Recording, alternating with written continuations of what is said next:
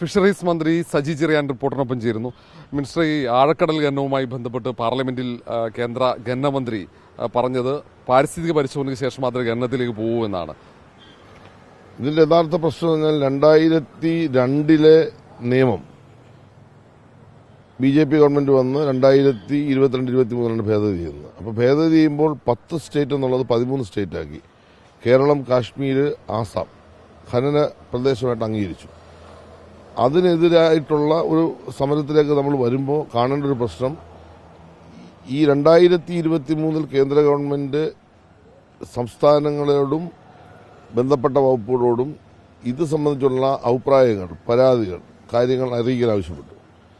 നമ്മുടെ ഫിഷറീസ് വകുപ്പ് വളരെ കൃത്യമായി ഇതിന്റെ ആഘാതങ്ങൾ, അന്ന് വലിയൊരു പഠനവും നമ്മൾ ആരും അന്ന് നടത്തിയിട്ടില്ല. ഇതിന്റെ പാരിസ്ഥിതികമായ പ്രശ്നങ്ങൾ, മത്സ്യത്തൊഴിലാളികളെ എങ്ങനെ ഇത് ബാധിക്കും, മത്സ്യസമ്പത്തിനെ എങ്ങനെ ബാധിക്കും എന്ന തരത്തിൽ നമ്മൾ വളരെ വിശദമായ ഒരു നോട്ട് തയ്യാറാക്കി, ലെറ്ററാക്കി കേന്ദ്ര ഗവൺമെന്റ് നമ്മൾ സമർപ്പിച്ചു. അതിന്മേൽ പിന്നെ യാതൊരു നടപടിയും അവർ സ്വീകരിച്ചില്ല. ഭേദഗതി വന്നപ്പോൾ ഇന്ത്യൻ പാർലമെന്റിൽ ഇതിനെതിരായി സംസാരിക്കേണ്ട UDFന്റെ ഒരു MPയും ലോകസഭയിലോ രാജ്യസഭയിലോ സംസാരിച്ചില്ല. അതിന് പല ന്യായങ്ങൾ അവർ പറഞ്ഞു. ന്യായം പറയേണ്ട കാര്യമൊന്നുമില്ല. കാരണം കേരളത്തെ ഇതിനകത്ത് ഉൾപ്പെടുത്താൻ വേണ്ടിയുള്ള ഭേദഗതിയും ഖനനം നടത്തുന്നത് അതിനുവേണ്ടി കോർപ്പറേറ്റുകളെയും വലിയ സ്വകാര്യ സ്ഥാപനങ്ങളെയും കമ്പനികളെയും വിദേശ സംവിധാനങ്ങളെയും ഉൾപ്പെടെ അംഗീകരിച്ചുകൊണ്ടുള്ള ഭേദഗതിയാണ്. ആ ഭേദഗതി എതിരായിട്ട് ഒരക്ഷരം കേരളത്തിൽ നിന്ന് പോയ ബഹുമാനപ്പെട്ട UDFന്റെ MPമാർ സംസാരിച്ചില്ല. അതിനവർ പിന്നെ അന്ന് സംസാരിക്കാൻ വിട്ടുപോയി എന്നുള്ള ഒരു കുറ്റബോധത്തോടുകൂടി പറയുന്നതിന്റെ ഭാഗമായിട്ട് ഇവിടെ കുറെ അനാവശ്യമായ സമരങ്ങൾ അവർ സംസ്ഥാന ഗവൺമെന്റ് അത് കുറ്റം ചെയ്തെന്ന് പറഞ്ഞിട്ട് നടത്തുന്നുണ്ട്. അപ്പോൾ അത് കഴിഞ്ഞതിന് ശേഷം വീണ്ടും ഈ വിഷയം ഉയർന്നു വന്നപ്പോൾ നമ്മൾ വീണ്ടും 5 തവണ വ്യവസായ വകുപ്പിന്റെ ഭാഗമായിട്ടും ഫിഷറീസ് വകുപ്പിന്റെ ഭാഗമായിട്ടും കേന്ദ്ര ഗവൺമെന്റ് ശ്രദ്ധ നമ്മൾ ഈ കാര്യങ്ങൾ കൊണ്ടുവന്നു. അങ്ങനെ വന്നപ്പോൾ ഏറ്റവും അവസാനം നടന്ന ഒരു ചർച്ചയിൽ, ബോംബെയിൽ നടന്ന ഒരു ചർച്ചയിൽ നമ്മളിത് അവതരിപ്പിച്ചപ്പോൾ അപ്പോൾ അവർ ഒരു കാര്യം പറഞ്ഞു, ഇത് സംബന്ധിച്ച് പഠിക്കാം. ആ പറഞ്ഞ കാര്യമാണ് ഇപ്പം കേന്ദ്രമന്ത്രി, ഖനി വകുപ്പ് മന്ത്രി പാരിസ്ഥിതിക പഠനം നടത്തും എന്ന് പറഞ്ഞു. എന്നാൽ ഈ പഠനം നടത്തുന്ന സംബന്ധിച്ച് ഇതിനകത്തൊരു കൃത്യമായ ഒരു സംവിധാനമുണ്ട്. കേന്ദ്ര ഗവൺമെന്റ് ഏജൻസികളാണ് ഇത് പഠിക്കാൻ നിയോഗിച്ചിട്ടുള്ളത്. കേന്ദ്ര ഗവൺമെന്റ് ഏജൻസികൾക്കുള്ളിൽ മറ്റൊരു സംവിധാനവുമില്ല. ഒപ്പം ഖനനം ടെൻഡർ ചെയ്ത് കഴിഞ്ഞപ്പോൾ ടെൻഡർ എടുക്കുന്ന ഏജൻസി കൂടി ഇതിന്റെ ആഘാതം പഠിക്കണം. പാരിസ്ഥിതിക പ്രശ്നമുണ്ടോ അത് ഈ പിന്നെ നിയമത്തിന്റെ ഭാഗമായിട്ടും ഈ ടെൻഡറിന്റെ ഭാഗമായിട്ടും പറയുന്നുണ്ട്. ഈ ഖനനത്തിന്റെ സാമൂഹ്യ ആഘാതം, സാമ്പത്തിക പ്രയാസങ്ങൾ, അതിന്റെ മറ്റ് വിഷയങ്ങൾ ഇപ്പൊ പഠിക്കും. അല്ലെ പാരിസ്ഥിതിക ആഘാതം ഇത് പഠിക്കുമെന്ന് പറയുമ്പോൾ ഇത് മുഴുവൻ പഠിക്കുന്നത് സെൻട്രൽ ഗവൺമെന്റിന്റെ കീഴിലുള്ള ഏജൻസികളാണ്. അതിനകത്ത് സംസ്ഥാനത്തിന്റെ ഭാഗമായിട്ടുള്ള ഏതെങ്കിലും ഏജൻസി ഉൾപ്പെടുത്തുകയോ അല്ലെങ്കിൽ ജോയിന്റ് ആയിട്ടുള്ള പഠനം ഒന്നുമില്ല. നമ്മുടെ ആശങ്ക എന്താണെന്ന് ചോദിച്ചാൽ നമുക്ക് 12 നോട്ടിക്കൽ മൈലാണ് നമുക്ക് അധികാരമുള്ളത് സംബന്ധിച്ചു. പക്ഷെ നമ്മുടെ മത്സ്യത്തൊഴിലാളികൾ ഫിഷിങ്ങിന് പോകുന്നത് 50 നോട്ടിക്കൽ മൈലിനുള്ളിലാണ്. അപ്പം 30 മുതൽ 50 നോട്ടിക്കൽ മൈലിനിടെ, അല്ലെങ്കിൽ 12 മുതൽ 50 നോട്ടിക്കൽ മൈലിനുള്ളിലാണ് ഈ പറയുന്ന ഏരിയയിൽ ഖനനം നടക്കുന്നത്. അപ്പോൾ സ്വാഭാവികമായിട്ടും വലിയ തരത്തിലുള്ള പാരിസ്ഥിതിക പ്രശ്നം ഉണ്ടാകും. കടൽ വെള്ളം കലങ്ങും. ഈ വലിയ കോർപ്പറേറ്റ് കമ്പനികൾ വരുന്നതോടുകൂടി വലിയ കപ്പലുകളും ബോട്ടുകളും ഡ്രഡ്ജറുകളും വരും. സുരക്ഷിതത്തെ ബാധിക്കും. മത്സ്യത്തിന്റെ ലഭ്യത കുറയും. അതിന്റെ ഭാഗമായിട്ട് സാമ്പത്തിക പ്രതിസന്ധി ഉണ്ടാകും. കടലിൽ മാത്രമല്ല, ഇത് ഉൾനാടൻ മത്സ്യമേഖലയിലും ബാധിക്കാൻ പോകണം. കാരണം കടൽ വെള്ളം കലങ്ങുന്നതോടുകൂടി കയറുന്ന ഉപ്പുവെള്ളം, അതിന്റെ സാഹചര്യങ്ങളെല്ലാം, കടൽ കയറ്റം ഉണ്ടായാൽ വരുന്ന പ്രതിസന്ധികളെല്ലാം നമ്മുടെ സമൂഹത്തെ മൊത്തത്തിൽ, കേരളത്തെ മൊത്തത്തിൽ ബാധിക്കുന്ന പ്രശ്നം. ഇതിൽ പാരിസ്ഥിതിക ആഘാതത്തിന് പുറമെ സാമൂഹ്യ ആഘാതം കൂടെ ഉണ്ടാക്കാനുള്ള സാധ്യതയുണ്ടല്ലോ. കാരണം കടലോരത്ത് പട്ടിണിയിലേക്ക് തള്ളിവിടുന്ന രീതിയിലേക്ക് കാര്യങ്ങൾ എത്തിയാൽ പലവട്ടം ഇത് കേന്ദ്രത്തെ അറിയിക്കുകയും ചെയ്തു, കത്തായി. പക്ഷെ അതിലൊന്നും ഒരു അനുകൂല മറുപടി ഉണ്ടാകുന്നുമില്ല. അപ്പോൾ ഇനി എന്താ ചെയ്യുക? ഇതിനകത്ത് ഈ ഭേദഗതിക്കകത്ത് സ്റ്റേറ്റിന്റെ അധികാരമില്ല.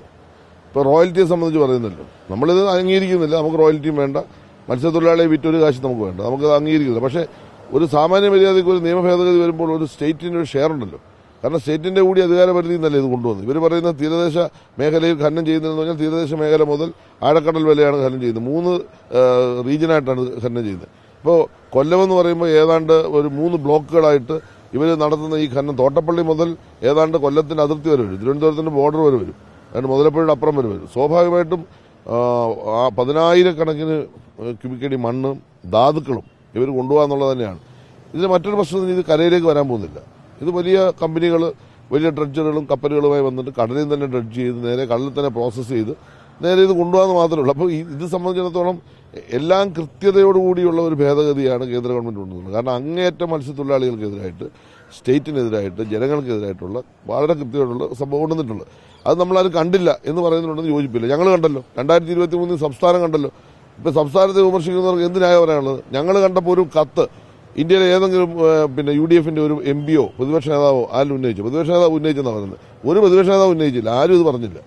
ഏറ്റവും അവസാനം ഇപ്പോൾ ബഹുമാനപ്പെട്ട മുഖ്യമന്ത്രി നിയമസഭയിൽ സംയുക്ത പ്രമേയം അവതരിപ്പിച്ചു. അത് ഞങ്ങൾ അയച്ചു കൊടുത്തു. എന്തായാലും കേന്ദ്ര ഖനിവകുപ്പ് മന്ത്രിയും കേന്ദ്ര ഫിഷറീസ് മന്ത്രിയും ഞങ്ങൾ പരാതിപ്പെട്ടു, കേരളത്തിന്റെ ആവശ്യങ്ങൾ ഉന്നയിച്ചിട്ടുണ്ട് എന്ന് പറയാനുള്ള മര്യാദ അവർ കാണിച്ചതിനെ ഞാൻ അഭിനന്ദിക്കുകയാണ്. ഇതിന്റെ സാമൂഹ്യ ആഘാതം എന്ന് പറയുന്നത് സോഷ്യലി വലിയ തരത്തിലുള്ള പ്രശ്നം വരും. കാരണം ഭയങ്കരമായ പട്ടിണി വരും. കാരണം മത്സ്യസമ്പത്ത് കുറയും, ഒരു സംശയം വേണ്ട. കേരള യൂണിവേഴ്സിറ്റി ഇതിനെ സംബന്ധിച്ച് ഒരു പഠനം നടത്തിയിട്ടുണ്ട്. കേരള യൂണിവേഴ്സിറ്റി പഠനത്തിന് ശേഷം കുഫൂസിനെ കൊണ്ട്, ഞങ്ങളുടെ യൂണിവേഴ്സിറ്റിയെ കൊണ്ട് ഞങ്ങൾ ഇതിനെ സംബന്ധിച്ചൊരു ആ പഠനത്തിന്റെ തുടർച്ചയായിട്ടൊരു പഠനമെന്ന് പറയാൻ കഴിയില്ല എങ്കിലും അതിന്റെ ഒരു റിപ്പോർട്ടിന്റെ ഭാഗമായിട്ടുള്ള ഒരു വിലയിരുത്തൽ ഞങ്ങൾ നടത്തിയിട്ടുണ്ട്. ഇത് രണ്ടും നമ്മുടെ മുമ്പിലുണ്ട്. ഈ രണ്ട് റിപ്പോർട്ടുകളുടെ അടിസ്ഥാനത്തിലാണ് ഞങ്ങൾ ഈ കാര്യത്തിൽ നിലപാട് സ്വീകരിച്ചിട്ടുള്ളത്. ഈ രണ്ട് റിപ്പോർട്ടും പറയുന്നത് വലിയ തരത്തിലുള്ള സോഷ്യൽ ഇമ്പാക്റ്റ് ഉണ്ടാവും, മാത്രമല്ല സംഘർഷം ഉണ്ടാകാൻ സാധ്യതയുണ്ട്. ഇപ്പോൾ ഈ കടലിലേക്ക് മത്സ്യത്തൊഴിലാളി മീൻ പിടിക്കാൻ പോകുമ്പോൾ അവിടെ തന്നെ ഖനനം നടത്തുമ്പോൾ നമ്മളിപ്പോൾ കാണുന്നില്ല, കടലിനുള്ളിൽ വള്ളവും ബോട്ടും കപ്പലുകാരുമായിട്ട് ഏറ്റുമുട്ടൽ ഉറപ്പായിട്ടുണ്ടാവും. പിന്നെ നമ്മുടെ ഈ കൊല്ലത്തിന്റെ ഈ ഭാഗത്ത് നിന്ന് ഈ 3 ബ്ലോക്ക്, ഇപ്പോൾ കേരളത്തിൽ 10 ബ്ലോക്കുകളായിട്ടാണ് ഇത് ചെയ്യുന്നത്. കേരളത്തിൽ 600 കിലോമീറ്റർ ഖനനം വരാൻ പോവുക. അല്ല, ഒരു ബ്ലോക്കിൽ മാത്രമല്ല, 10 ബ്ലോക്കിൽ 3 ബ്ലോക്കിലാണ് ഇപ്പോൾ ഖനനം നടക്കുന്നത്. ഈ 3 ബ്ലോക്ക് എന്ന് പറയുന്നത് കേരളത്തിലെ ഏറ്റവും സമ്പൽ സമൃദ്ധമായ മത്സ്യസമ്പത്തുള്ള പ്രദേശമാണ്. അവിടെയാണ് എക്സ്പോർട്ടിംഗ് ക്വാളിറ്റിയുള്ള മത്സ്യങ്ങൾ കിട്ടുന്നത്. അവിടെയാണ് നമ്മുടെ മത്തി, നമ്മുടെ അയില, നമ്മുടെ സാധാരണ മനുഷ്യൻ അനുഭവിക്കുന്നത് ആരോഗ്യ പ്രശ്നത്തെ ബാധിക്കും. കാരണം ഏറ്റവും വില കുറച്ച് നല്ല ആരോഗ്യ ആവശ്യത്തിന് ഉപയോഗിക്കുന്ന മാംസം എന്ന് പറയുന്നത് മത്സ്യമാണല്ലോ. സ്വാഭാവികമായിട്ട് അത് കിട്ടാതെ വരുമ്പോൾ ഉണ്ടാകുന്ന ആരോഗ്യ പ്രശ്നം ഉണ്ടാവും. ഏത് തരത്തിൽ നോക്കിയാലും ഇതിന്റെ സോഷ്യൽ ഇമ്പാക്ട് വളരെ വലുതായിരിക്കും. അതുപോലെ പാരിസ്ഥിതിക പ്രശ്നം, കടൽ കയറുക എന്നുള്ളൊരു ഉറപ്പാണ്. കാരണം ഇത്രയും ഖനനം നടത്തുമ്പോൾ സ്വാഭാവികമായിട്ടും കടലിനതിൻ്റെ ആഘാതം ഉണ്ടാവും. അപ്പോൾ നമുക്ക് ഒരിക്കലും ചെയ്യാൻ പാടില്ലാത്തൊരു സ്ഥലത്താണ് ഇവരിപ്പോൾ ചെയ്യുന്നത്. കേരളത്തിന്റെ തീരത്ത് ഇത് പറ്റിയ സ്ഥലമല്ല. കേരളത്തെ നേരത്തെ ഈ ആദ്യം 2002 നിയമം വരുമ്പോൾ കേരളത്തെ ഇതിനകത്ത് ഈ ഖനനത്തിൽ ഉൾപ്പെടുത്തിയിട്ടില്ലായിരുന്നു. അത് ഉൾപ്പെടുത്താത്തതിന്റെ കാരണം എന്ന് പറഞ്ഞാൽ കേരളത്തിന്റെ 600 കിലോമീറ്റർ ഫലഭൂയിഷ്ടമായ മത്സ്യസമ്പത്തുള്ള സ്ഥലമാണ്. അപ്പോൾ അതുകൊണ്ട് അവർ ഉൾപ്പെടുത്തില്ല. 10 സ്റ്റേറ്റ് അവർ ഉൾപ്പെടുത്തി. അന്ന് ആർക്കും പ്രതിഷേധമില്ല. കാരണം ഈ 10 സ്റ്റേറ്റിൽ ഈ പറയുന്ന പോലെ ഫലഭൂയിഷ്ടമായ മത്സ്യസമ്പത്തുള്ള സ്ഥലങ്ങളിലല്ല ഖനനം അവർ പറയുന്നത്. എന്നാൽ ഇപ്പോഴാണ് കേരളത്തെയും കാശ്മീരിനെയും ആസാമിനെ ഉൾപ്പെടുത്തി. സ്വാഭാവികമായിട്ടും കേരളത്തെ സംബന്ധിച്ചിടത്തോളം ഒരു കാരണവശാലും നമുക്ക് അംഗീകരിക്കാൻ പറ്റില്ല. കാരണം കേരളത്തിന്റെ ഫലഭൂയിഷ്ടമായ ഒരു പ്രദേശത്തു നിന്നാണ് ഇതെല്ലാം ഖനനം ചെയ്തുകൊണ്ട് പോകുന്നത്. ഇവരുടെ ലക്ഷ്യം എന്ന് പറഞ്ഞാൽ ഒരു 35,000 ലക്ഷം കോടി രൂപ ഏതാണ്ട് ടാർഗറ്റ് ചെയ്തുകൊണ്ടാണ്. എന്ന് വെച്ച് കഴിഞ്ഞാൽ രാജ്യത്തിന്റെ സമ്പത്ത് വലിയ തരത്തിൽ വർദ്ധിപ്പിക്കാൻ കഴിയുന്ന ഒരു വലിയ ഒരു നിധി ഈ കേരളത്തിന്റെ തീരത്ത് കിടക്കുന്നു. അത് അടിച്ചുകൊണ്ട് പോവുക എന്നതാണ് ഇതിന്റെ പിന്നുള്ള വികാരം. അതിന് ഒരു കാരണവശാലും ഇത് അംഗീകരിക്കില്ല. ഇത് വലിയ തരത്തിലുള്ള അഴിമതി ഇതിന്റെ പിന്നാലെ വരാൻ പോകുന്നു. കാരണം ഇത് മുഴുവൻ കൊള്ളയാക്കി വലിയ സമ്പന്നന്മാർ ഇത് കൊണ്ടുപോകുമ്പോൾ അതിനെതിരെ പ്രതികരിക്കാൻ കഴിയാത്ത അവസ്ഥയിലേക്ക് നാട് മാറും. അതുകൊണ്ടാണ് യോജിച്ച സമരം. ഇന്നിപ്പോൾ ഡൽഹിയിൽ നടക്കുന്ന സമരവും നമ്മുടെ എല്ലാ ട്രേഡ് യൂണിയനും CITU, INTUC എല്ലാം ചേരുന്ന ഒരു യോജിച്ച സമരം ഡൽഹി നടക്കുന്നുണ്ട്. AITUC എല്ലാം ചേരുന്ന സമരം നടക്കുന്നുണ്ട്. കേരളത്തിന് യോജിച്ച സമരം നടക്കുന്നുണ്ട്. യോജിച്ച പ്രമേയം അവതരിപ്പിച്ചു. പക്ഷേ ഇതിനിടയ്ക്ക് രാഷ്ട്രീയ ലക്ഷ്യം വെച്ചുകൊണ്ട് ഇടതുപക്ഷത്തെയും CPM-നെയും ഒക്കെ ആക്രമിക്കാൻ വേണ്ടി കേരളത്തിലെ UDF ഇതിനെ പ്രയോജനപ്പെടുത്താൻ വേണ്ടി ശ്രമിക്കുന്നതിന് മത്സ്യത്തൊഴിലാളികളിൽ ഒരു കാര്യം ഞാൻ പറയാം, അവർക്ക് കറക്റ്റായിട്ട് കാര്യം മനസ്സിലായിട്ടുണ്ട്. ഞങ്ങൾ പറയുന്നത് വസ്തുതയാണ്, ഞങ്ങൾ ചതിക്കത്തില്ല. ഞങ്ങൾ മത്സ്യത്തൊഴിലാളിയുടെ ഒപ്പമാണ്. ഈ മത്സ്യസമ്പത്ത് സംരക്ഷിക്കണമെന്നാണ്, തീരദേശത്തോടൊപ്പമാണ്. യാതൊരു സംശയം വേണ്ട. ഗവൺമെന്റ് അതിനുവേണ്ടി ചെയ്യാവുന്ന പരമാവധി കാര്യങ്ങൾ ചെയ്യുമെന്ന കാര്യം ഞങ്ങളിപ്പോൾ ഉറപ്പിച്ച നിയമസഭയിലും പൊതുസമൂഹത്തിലും പറഞ്ഞിട്ടുണ്ട്. ഈ കേന്ദ്രം നിലപാട് മാറ്റുന്ന നിലയിൽ കടുത്ത രീതിയിൽ ഒരു ചെറുത്തുനിൽപ്പിലേക്ക് പോകേണ്ടി വരും. 100% കേന്ദ്രം നിലപാട് മാറ്റിയേ പറ്റൂ. നിലപാടിൽ നിന്ന് പുറകോട്ട് പോകുന്നതിന്റെ ഭാഗമായിട്ടാണ് കേന്ദ്രമന്ത്രി ഇപ്പോൾ ഈ പഠനം നടത്തുമെന്ന് പറഞ്ഞത്. പക്ഷെ പഠനത്തെ സംബന്ധിച്ച് ഞങ്ങൾ ഉന്നയിക്കുന്ന തർക്കം കേന്ദ്ര ഏജൻസികളാണ് ഇത് പഠിക്കുന്നത്. രണ്ടാമത് ഇതിന്റെ സാമൂഹികാഘാതവും സാമ്പത്തിക ഭാഗങ്ങളും അതുപോലെ തന്നെ പാരിസ്ഥിതിക പ്രശ്നങ്ങളും ഈ ടെൻഡർ എടുക്കുന്ന സ്ഥാപനം പഠിക്കണം. അവർ പഠിച്ചതിന് ശേഷം അവർ പറഞ്ഞാൽ ഞങ്ങൾ ചെയ്യാം എന്ന് പറയുന്നതുകൊണ്ട് യാതൊരു വിധത്തിൽ ചോദിക്കാൻ പറ്റില്ല. ഇതിനകത്ത് സംസ്ഥാനങ്ങളുടെ സംവിധാനങ്ങളെ കൂടി ഉൾപ്പെടുത്തിയുള്ള പഠനം നമ്മൾ അംഗീകരിക്കുക. അവരും കൂടെ ചേർന്ന് പഠിക്കട്ടെ. എത്ര പഠിച്ചാലും ആഘാതം ഉണ്ടാവും. അതുകൊണ്ടാണ് ഞങ്ങൾ ഉറപ്പിച്ച് പറയുന്നത്. എല്ലാവരെയും കൂടി ചേർത്തൊരു ജോയിന്റ് ആയിട്ടൊരു വെഞ്ചർ നടത്തിയിട്ട് പഠിച്ച് ഒരു കുഴപ്പമില്ല എന്ന് പറയുമ്പോൾ നമുക്ക് ചർച്ച ചെയ്യാവുന്ന വിഷയമല്ല. പക്ഷെ അതല്ലല്ലോ ഇപ്പോൾ പറയുന്നത്. ഇവരിപ്പോൾ പഠിക്കാമെന്ന് പറയുന്നത് ഈ എടുക്കുന്ന ആളുകളെ കൊണ്ട് പഠിപ്പിക്കുക. അതെന്ത് ന്യായമാണ് പറയുന്നത്? അത് പറയുന്നത് പറഞ്ഞാൽ കണ്ണിൽ പൊടിയിടാൻ വേണ്ടി മാത്രമാണ്. അത് ഒരു കാരണവശാലും അംഗീകരിക്കാൻ പറ്റില്ല. പഠനത്തിന്റെ ആവശ്യമേ ഇല്ല. യഥാർത്ഥത്തിൽ ഞാൻ വ്യക്തിപരമായി പറയുന്നു, പഠനത്തിന്റെ ഒരു ആവശ്യമില്ല. പിന്നെ ഒരു ഗവൺമെന്റ് ഒരു പോളിസി, ഒരു നിയമം കൊണ്ടുവന്നു. ആ നിയമത്തിന്റെ ഭാഗമായിട്ട് ഇങ്ങനൊരു ഖനനം നടത്തണം എന്ന് പറയുമ്പോൾ അത് പഠിക്കാൻ ഞങ്ങൾ തയ്യാറാണ് എന്ന് പറഞ്ഞാൽ അത് സത്യസന്ധമായിട്ടുള്ള പഠനത്തിലേക്ക് വരട്ടെ. ആ പഠനത്തിന്റെ ഭാഗമായിട്ട് വരുന്ന റിസൾട്ട് വരട്ടെ. റിസൾട്ട് വരുമ്പോൾ ജനങ്ങളുടെ അഭിപ്രായം കൂടെ കേട്ടതിന് ശേഷം നമുക്ക് ചർച്ച ചെയ്യാം.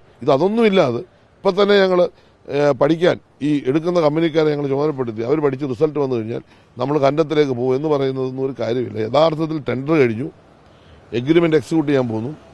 ഒരു മനുഷ്യനും അറിയാതെ ഈ പറയുന്ന 12 മുതൽ 50 വരെയുള്ള നോട്ടിക്കൽ മൈലിനുള്ളിൽ അടുത്ത 2 മാസത്തിനുള്ളിൽ തീവട്ടിക്കൊള്ള കേരളത്തിന്റെ കൊല്ലം മേഖല 3 ബ്ലോക്കിന് ആരംഭിക്കുമെന്നുള്ള വസ്തുതാപരമായ റിപ്പോർട്ടാണ് എനിക്ക് കിട്ടിയിട്ടുള്ളത്. ഈ ഖനനം അംഗീകരിക്കില്ലെന്ന നിലപാടിൽ ഫിഷറീസ് മന്ത്രി സജി ചെറിയാൻ ഉറച്ചു നിൽക്കുന്നു. മാത്രമല്ല, പാരിസ്ഥിതിക പഠനം നടത്തുമ്പോൾ അത് സംസ്ഥാനത്തിന്റെ കൂടെ സാന്നിധ്യത്തോടെ സംയുക്തമായ ഒരു പരിശോധനയാണ് നടത്തേണ്ടെന്ന നിലപാടിലാണ്. വീഡിയോ ജേർണലിസ്റ്റ് റീജിനൊപ്പം reporter R Rishipal, in reporter, Thiruvananthapuram.